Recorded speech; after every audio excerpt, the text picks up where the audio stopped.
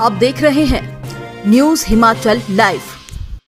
नमस्कार, स्वागत है आपका फटाफट खबरों में। आज का बुलेटिन आप देख रहे हैं सोनल ठाकुर के साथ। यादविंदर गोमा बोले, पंचायत में सफाई कर्मी तैनात करने में पंचरुखी पहला ब्लॉक। आयुष मंत्री ने सोमवार को विकासखंड पंचरुखी की ग्राम पंचायत आगोजर में 16 लाख रुपए से लगने वाली प्लास्टिक वेस्ट मैनेजमेंट यूनिट की आधारशिला रखी। इसके बाद उन्होंने लोगों को संबोधित करते हुए कहा कि विकासखंड पंचरुखी प्रदेश का पहला ब्लॉक होगा जिसमें सामुदायिक स्वच्छता परिसरों में सफाई कर्मी तैनात किए गए हैं। उन्होंने इस अवसर पर विकासखंड पंचरुखी के अंतर्गत पंचायतों में बने सामुदायिक स्वच्छता परिसरों में सेवाएं देने वाली 10 स्वच्छता कर्मियों को स्वच्छता किट्स भी भेंट की। उन्होंने प्लास्टिक एकत्रीकरण को वाहन को हरी झंडी देकर रवाना भी किया।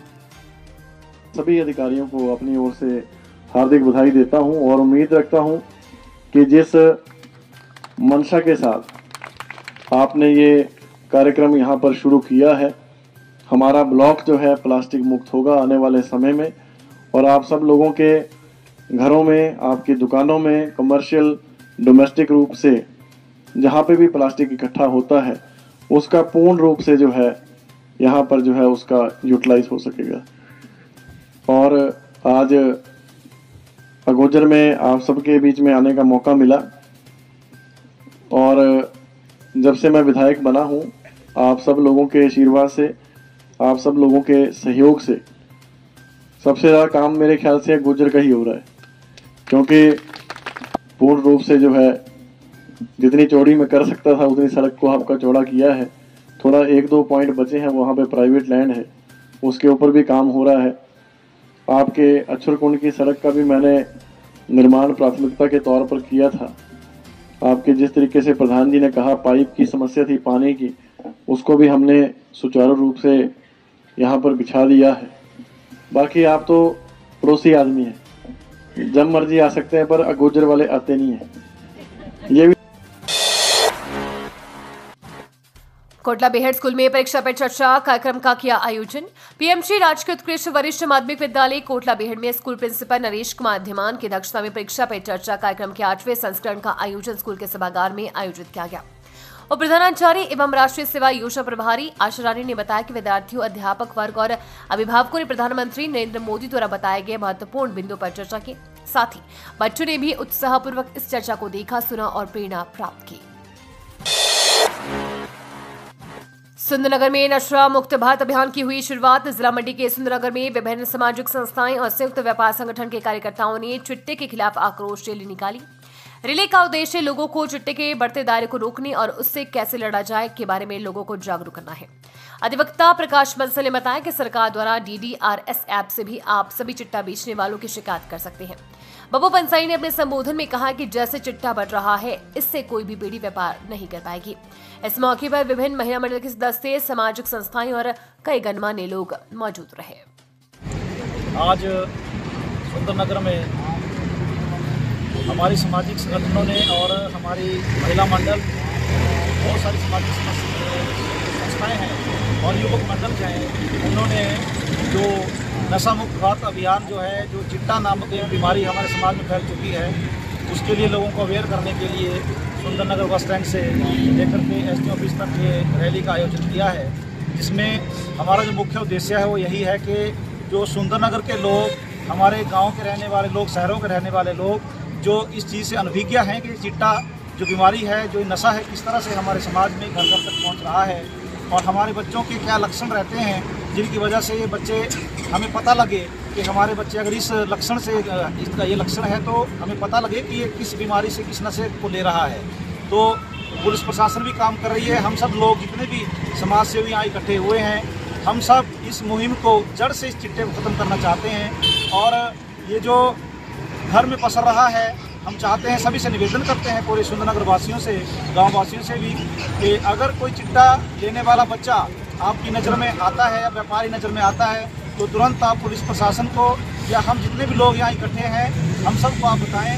हम किसी का नाम जो है वो किसी को नहीं बताएंगे, उसको गुप्त रखेंगे। और मेरे साथ बब्बू पंसारी जी सुंदरनगर व्यापार मंडल के अध्यक्ष हैं, और हमारे एडवोकेट जितेंद्र जी हैं, एडवोकेट अरुण प्रकाश आर्य जी हैं, और अमित भाटिया जी हैं, और हमारी महिलाएं कुल्लू से भी यहाँ पहुँची हैं। इन सबका मैं आज की इस मुहिम के लिए बहुत बहुत हार्दिक धन्यवाद करता हूँ, अभिनंदन करता हूँ कि आप भी इस मुहिम में जो भी लोग इस मुहिम में शामिल हुए हैं। इसके बाद हम एसडीएम सुंदरनगर को इसका ज्ञापन सौंपेंगे कि प्रशासन एकदम अलर्ट हो। हम सब लोग प्रशासन के साथ हैं, हमें कोई भी सूचना मिलती है हम तुरंत पुलिस प्रशासन को देंगे। और मैं आपके माध्यम से लोगों को एक और जानकारी देना चाहता हूँ कि चिट्टा ये एक ऐसा, जब बच्चे सिरिंज में लेना शुरू कर देते हैं तो इससे एड्स फैल रही है और हमारा हेपेटाइटिस सी बढ़ रहा है, जो समाज में बहुत ही घातक बीमारी है, जो हमारी पीढ़ी दर पीढ़ी चलती है। इसका लोगों को ज्ञान नहीं है, आप इससे भी अवेयर हों। और DDRS नाम का एक ऐप है, गवर्नमेंट ने लॉन्च किया है। कोई भी व्यक्ति उस ऐप के जरिए भी जो चिट्टा बेचने वाले हैं, सप्लायर हैं, उनकी सूचना दे सकता है। मीडिया के माध्यम से, मीडिया आप जो लोग, आपका भी मैं हार्दिक धन्यवाद करता हूँ, पुलिस प्रशासन का भी, और जितने भी लोग यहाँ पधारे हैं आप सभी का बहुत बहुत धन्यवाद। आगे भी इस मुहिम को ऐसे ही जारी रखेंगे। Thank you. सबसे पहले मैं हार्दिक स्वागत करता हूँ।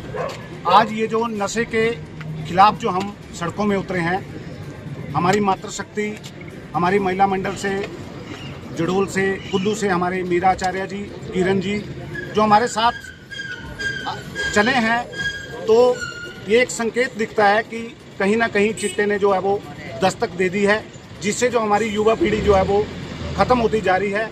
व्यापारी भाइयों, आज आपको इस बात का पता नहीं लग रहा है कि हम सड़कों में क्यों उतरे हैं। आप अपने व्यापार को लेकर व्यापारी दुकान में बैठे हैं, तो आपको कल ये पता लगेगा कि आपकी आने वाली पीढ़ी ना व्यापार कर पाएगी, ना ही वो अपने समाज के प्रति कोई कार्य कर पाएगी। तो अभी भी समय है, अभी भी आपको जागरूक करने के लिए हमने ये जो हमारे साथ अभिवक्ता प्रकाश जी जुड़े हैं, हमारे साथ जो है वो जितेंद्र जी है, अरुण जी है, जितने भी हमारे समाज सेवी भाई जो जुड़े हैं, इसके लिए लोगों को जागरूक करने के लिए आज हमने ये पहल की है।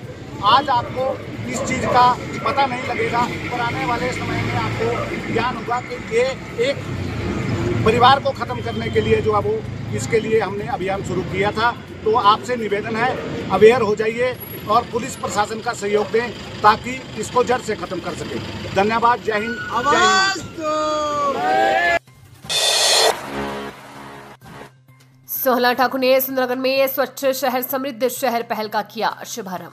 मुख्यमंत्री सुखविंदर सिंह सुक्खू द्वारा हाल ही में शुरू किए गए स्वच्छ शहर समृद्ध शहर कार्यक्रम के अंतर्गत आज नगर परिषद सुंदरनगर में पूर्व मुख्य संसदीय सचिव व पूर्व विधायक सोहला ठाकुर ने स्वच्छ शहर समृद्ध शहर कार्यक्रम का शुभारंभ किया।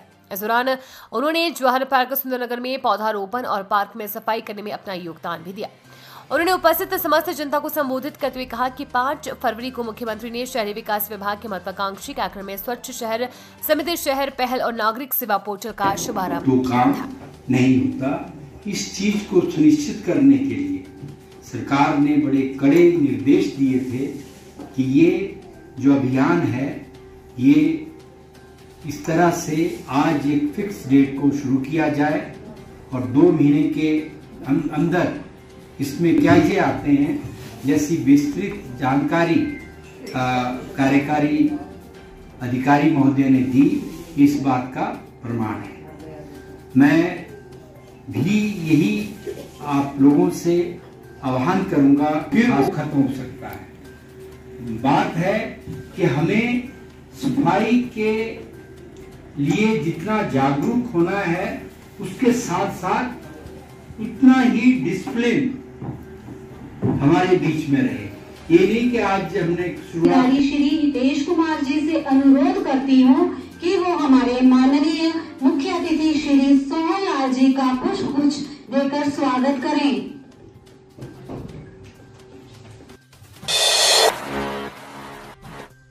कुंभ में व्यवस्थाओं को लेकर हिमाचल के लोक निर्माण मंत्री विक्रमादित्य सिंह ने सवाल खड़े किए हैं। विक्रमादित्य सिंह ने कहा कि वे कुछ दिन पहले ही कुंभ में स्नान करने गए थे, लेकिन वहां पर अंजाम जैसी समस्या से लोग परेशान हैं।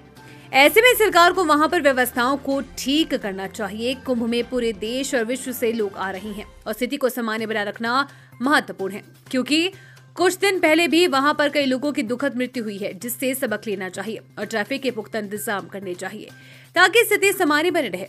उन्होंने कहा कि इतने बड़े कार्यक्रम में छूट रह जाती है, लेकिन फिर भी वहां की सरकार को ठोस कदम उठाना चाहिए ताकि कोई भी ऐसी घटना ना हो जैसे पहले हुई थी। 28 फरवरी तक महास्नान होना है। ऐसे में सरकार को देखना चाहिए कि कोई भी ऐसी अनहोनी ना हो। हिमाचल प्रदेश के भी काफी लोग महाकुंभ में जा रहे हैं। ऐसे में उन्होंने अपील की है कि वहां से लोग सुरक्षित वापस लौटें और उनकी सुरक्षा के लिए उत्तर प्रदेश सरकार से भी बात करेंगे। न्यूज हिमाचल लाइव का ये फटाफट बुलेटिन आपको कैसा लगा हमारे कमेंट बॉक्स में कमेंट करके जरूर बताएं। साथ ही पेज को फॉलो और सब्सक्राइब करना बिल्कुल ना भूलें। धन्यवाद।